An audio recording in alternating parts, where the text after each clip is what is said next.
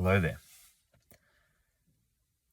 OBE, astral travel, shamanic journey, dreams, out of the body, all of that stuff. What is the single factor that determines how far you can get, how long you can be out or doing stuff, and what you're going to see and how you'll interpret it? It's usually classified as fear. We say, well, fear will send you back into your body. Fear will end the experience for you. I should have said lucid dreaming in that list as well, because that's definitely there, as well as dreaming. And while it's true that fear is a very, very big governor, I feel the reason that fear is the big governor is because of thoughts.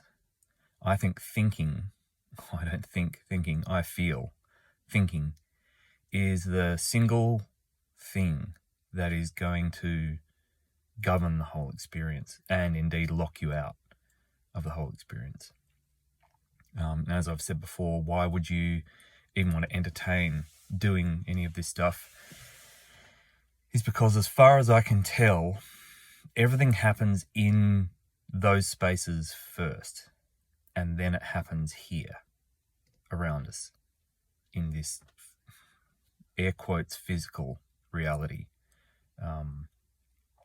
Things don't start here and then feed back into that dream space, astral space, whatever. It's just a different space where you go when you die, all of that stuff. The energies coalesce there first, and then they feed down into here or back into here, or however you want to put that, however is best for you to visualize that. So not only that, but you're there all the time. There's probably, we like to think of walking between two worlds, or I'm awake and then I'm asleep, or the separation probably doesn't work like that. There's probably a part of you that is there all the time, and you're just more consciously aware of here. And then at other times you're more consciously aware of there, but your body is still here. You're off, you're out of the body, whether it's astral travel, a lucid dream, or you're absolutely out of your body like a near-death experience or a proper OBE where your body's unresponsive. You're gone, but your body's still here. So you are in two places at once. It's a pretty fair bet that you're there all the time, to some degree. And so the only reason you would want to tinker around with any of this is because it's a place where you are quite a lot. Even if you're only there 8 hours out of the 24, you're only there at sleep, and it has nothing to do with your awake life. Well, that's a third of your existence. So it could be helpful to learn how to navigate that. I mean, the traditional reason why you would learn how to navigate that is not to get a handle on your day-to-day life, but to get a handle on when you die. Because that's where your consciousness, that's how your consciousness operates. It's the zone your consciousness seems to operate in when you leave the body at whatever we're calling death. And if you don't have any idea what it looks like, what it feels like, what it smells like, how your sensations react to it, what the sensory input is like or overall, then you're going to be pretty easy prey for whatever's hanging around out there on the street corner looking for a soft target. And there is that the unconscious people who are unconscious in here are pretty unconscious in there, and you'll see them if you're lucid and conscious walking around. You'll see people just kind of going about their day-to-day business in a way, almost in a more unconscious way than they do in here. And so it's kind of like same. So, I mean, that's a really good tip for how do I get more conscious in the dream space, is how conscious are you day to day? Like, are you actually like a child? This is why children are fantastic at lucid dreaming, daydreaming. I mean, all getting out of their body, because they are seeing everything like a child. They're paying attention to everything and they're taking nothing for granted. So they are hyper aware all the time. And that bleeds through to the other spaces. Whereas if you're on autopilot in here a lot, you're going to be an autopilot there. So getting yourself more aware in moments of the day will help you be more aware in there. But I mean, this is the bit that nobody likes. The single most important practice for everything is meditation. And not guided meditation, it's just sitting. Like in the last video where I said, do the daydream and get the whole movie rolling, the script, the whatever, and then just take one step back from it and let it, and watch what happens. But that's meditation, right? Being able to take a step back out of the movie and just stop and observe the whole thing without interacting. I mean, because guided meditation is something, and that'll get you places and you'll be able to do things. But like what we're talking about, actual meditation is a state of being. And to get to that state of being, you have to uncouple yourself from your sensory perceptions, and which is the body. And then you have to uncouple yourself from your thoughts. You can't stop your sensory perceptions. You just know that you're not them. You can't stop thoughts. You're not your brain. You can't beat it with an iron rod like it's a dog and say, stop thinking. Like, no, that's not going to work. You just have to pay no attention to them.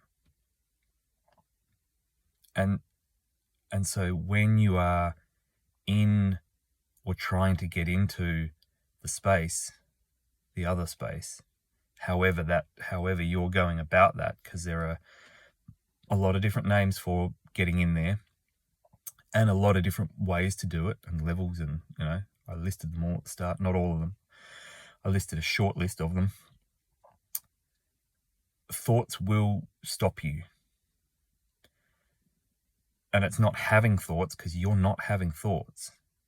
Your brain or your mind or whatever is going on there is having thoughts. But if you engage in a conversation or a back and forth with those thoughts, you're sunk. It's the ADHD thing. Oh, look, a squirrel. If you engage with the squirrel, you're gone. He'll just kick you straight back out again.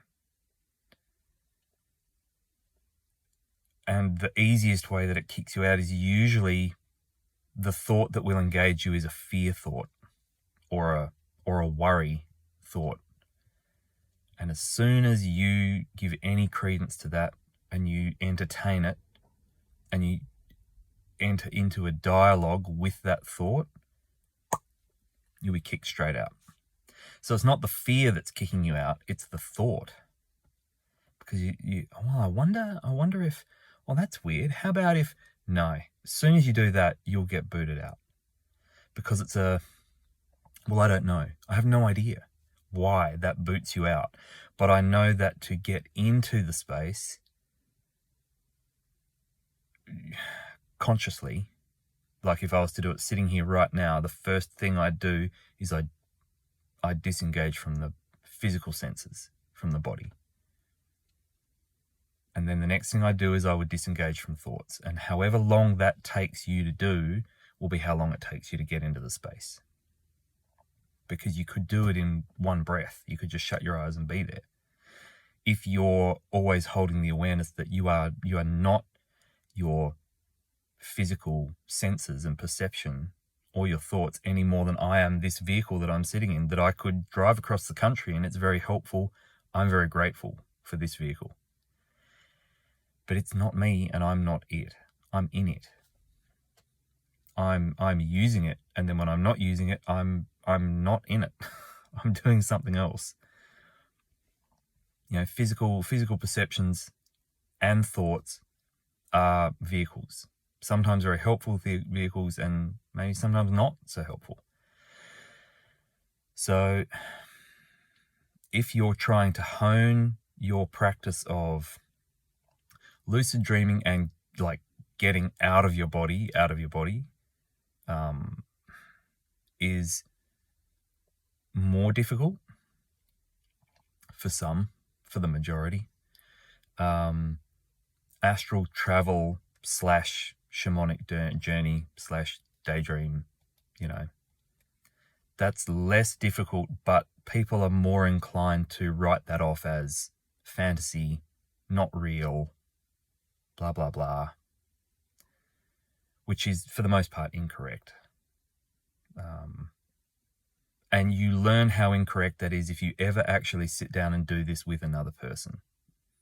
You say, you've been practicing this, I've been practicing this, I used to be able to do it as a child, let's pick a place. Let's both go to the place in our mind with our eyes shut and just without any preconceived ideas of what the place is or what we'll see there, because we'll be there in a different space, in a different filter. Let's go there together, except we're in separate rooms or separate countries, or let's go there at a preordained time, try and meet up, see what happens, and then come back again, and then write down everything that happened and compare notes and see how many similarities the stories will have, and then try and tell me that you didn't actually meet up in a different space with that person. Because you'll be shocked. Your imagination is not some fluffy thing that you shouldn't use because the real world needs real people. That's a complete misdirection. What is a fluffy thing that will muck up everything is your thoughts. But your thoughts are not your imagination. That's something very different. Just quickly on the end, I had a friend ask a question on a different platform about internal organs and my thoughts on them in the body and doing all of this work. And I would say, look back at the East Asian stuff, the Chinese stuff, traditional Chinese medicine. The names that they give the organs, like the liver is the general, the heart is the emperor, etc., etc. That will give you a really good idea of what the organs do and how they help, because they absolutely are part of the process of what's going on. Energetically, they're in the space. And the other one was people see a cord attached. Some people see a cord attached to themselves, but it's usually belly button or at the belly somewhere rather than the heart. Why would that be? It's the plug-in point. It's the powerhouse. The heart's not the powerhouse, the heart's the emperor. But the belly is the energetic power center of everything. So that's my take on it anyway. But you do hours of discussion on that stuff, because it's, the internal organs and the internal workings and how that applies to that realm is endlessly fascinating. All right. Hope this was helpful. Much love.